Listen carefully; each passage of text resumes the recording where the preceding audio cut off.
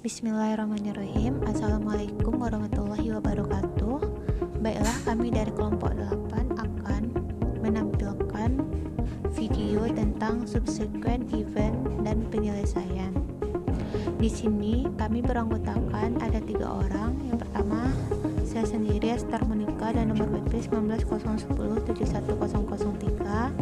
Rekan saya Ardila Prayesti Cahyani dengan nomor WP 1901072013, dan Tika Sulasri dengan nomor WP 1901072023. Selamat menyaksikan video kami dan semoga bermanfaat bagi kita. Langsung saja masuk ke topik yang pertama. Sifat dan contoh subsequent event. 1. Subsequent event adalah peristiwa atau transaksi yang terjadi setelah tanggal neraca tetapi belum diterbitkan laporan audit. 2. Mempunyai akibat yang material terhadap laporan keuangan. 3. Memerlukan penyesuaian dan pengungkapan dalam laporan tersebut. Ada 2 jenis subsequent event. Yang pertama, peristiwa yang memberikan tambahan bukti yang berhubungan dengan kondisi yang ada pada tanggal neraca dan berdampak terhadap taksiran yang melekat dalam proses penyusunan laporan keuangan. 2. Peristiwa yang menyediakan tambahan bukti yang berhubungan dengan kondisi yang tidak ada pada tanggal neraca namun kondisi tersebut ada sesudah tanggal neraca. Menurut Sukrisno Agus, subsequent event yang harus diaudit oleh akuntan publik adalah 1. Subsequent event collection. 1. Penagihan sesudah tanggal neraca sampai mendekati selesainya pekerjaan lapangan atau audit work. Yang kedua yaitu dilaksanakan dalam pemeriksaan piutang dan barang dalam perjalanan. 2. Yaitu subsequent event payment. Pertama yaitu pembayaran sesudah tanggal neraca sampai mendekati selesainya audit fixed work. Yang kedua dilaksanakan dalam pemeriksaan hutang dan biaya yang masih harus dibayar. Tujuan pemeriksaan subsequent event yang pertama itu untuk menentukan keberadaan kejadian penting sesudah tanggal neraca yang membutuhkan penyesuaian terhadap laporan keuangan atau memerlukan pengungkapan dalam catatan atas laporan keuangan agar tidak menyesatkan penggunaan laporan keuangan. 2. Menentukan kemungkinan tertagihnya piutang. 3. Memastikan bahwa barang dalam perjalanan yang tercantum di neraca per tanggal neraca. 4. Untuk memastikan kewajiban dan beban yang masih harus dibayar tercantum di neraca per tanggal neraca merupakan kewajiban perusahaan yang akan dilunasi pada saat jatuh temponya sesudah tanggal neraca. 5. Memastikan bahwa tidak ada Materi prosedur audit subsequent event. Yang pertama, pemeriksaan pengeluaran dan penerimaan kas sesudah tanggal neraca sampai mendekati tanggal selesainya audit fieldwork. Yang kedua, pemeriksaan bukti pengeluaran dan penerimaan barang sesudah tanggal neraca sampai mendekati tanggal selesainya audit fieldwork. Yang ketiga, pemeriksaan cut-off pembelian dan penjualan. Yang keempat, review laporan keuangan internal untuk periode sesudah tanggal neraca. Yang kelima, minta kopi notulen rapat direksi Dewan Komisaris Pemegang Saham. Apakah ada komitmen dari perusahaan yang baru dipimpin pada periode sesudah tanggal neraca? Yang keenam, lakukan tanya jawab dengan pejabat perusahaan yang berwenang mengenai ada 3 yaitu yang pertama, ada atau tidaknya perusahaan dalam modal saham kewajiban jangka panjang atau kredit modal kerja dalam periode sesudah tanggal neraca. Yang kedua, ada atau tidaknya contingency liabilities. Yang ketiga, ada atau tidaknya kejadian penting sesudah tanggal neraca. Cara melakukan adjustment terhadap laporan keuangan atau penjelasan catatan laporan keuangan.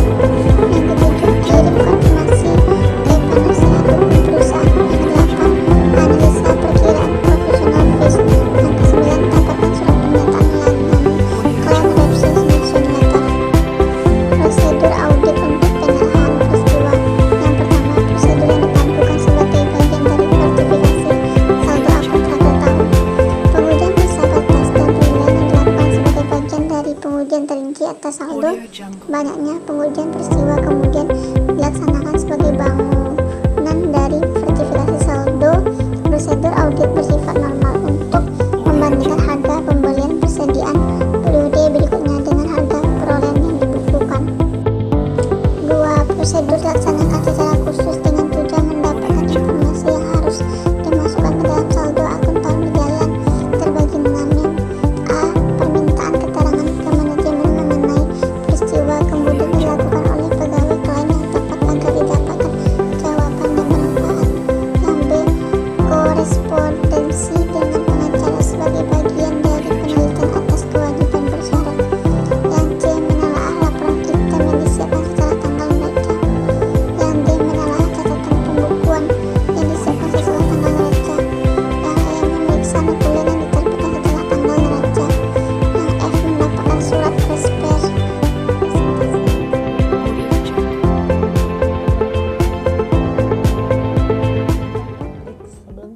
pemeriksaan akuntan dinyatakan selesai.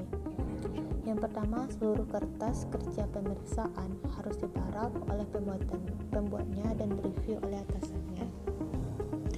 Yang kedua, hasil review harus didokumentasikan dalam satu review notes dan harus dijawab oleh staf yang direview, dalam kurung reviewers secara tertulis. Yang ketiga, daftar audit adjustment harus disusun lengkap dengan indeks working papernya didiskusikan dengan klien. Yang keempat, audit adjustment yang sudah disetujui klien harus diposting ke masing-masing kertas kerja yang diperbaikan. Yang kelima, draft report disusun oleh auditor in charge, pimpinan tim audit, direview oleh audit manager dan audit partner. Yang keenam, sebelum kertas kerja pemeriksaan dan draft report direview oleh audit manager dan audit partner, maka audit supervisor harus menyusun notes to PPM, catatan untuk partner, prinsipal, dan manajer. Yang ketujuh, setelah draft report direview dan disetujui PPM, didiskusikan dengan klien jika klien setuju buat final audit report. Yang kedelapan, sebelum laporan audit diserahkan kepada klien, auditor harus meminta surat pernyataan langganan dari klien. Tanggal surat harus sama dengan tanggal selesainya audit, file work, dan tanggal laporan audit. Yang kesembilan, auditor membuat draft management letter setelah direview dan disetujui PPM, didiskusikan dengan klien. Kalian setuju buat manajemen letter final untuk klien. Tahap yang ke-10 adalah tahap akhir, selesaikan urusan pelunasan audit fee ditambah 10% PPN dikurangi PPh 23,7,5%. Yang ke-11, dalam audit working papers cantumkan catatan untuk audit tahun berikutnya. Yang ke-12, opini yang dinyatakan tergantung hasil pemeriksaan. Dan yang ke-13, dalam mereview kertas kerja pemeriksaan, KAP sebaiknya mempunyai daftar audit working papers review. Sekian dari kelompok kami. Selamat menyaksikan dan semoga bermanfaat bagi kita bersama. Jika ada salah, kami mohon maaf. Assalamualaikum warahmatullahi wabarakatuh.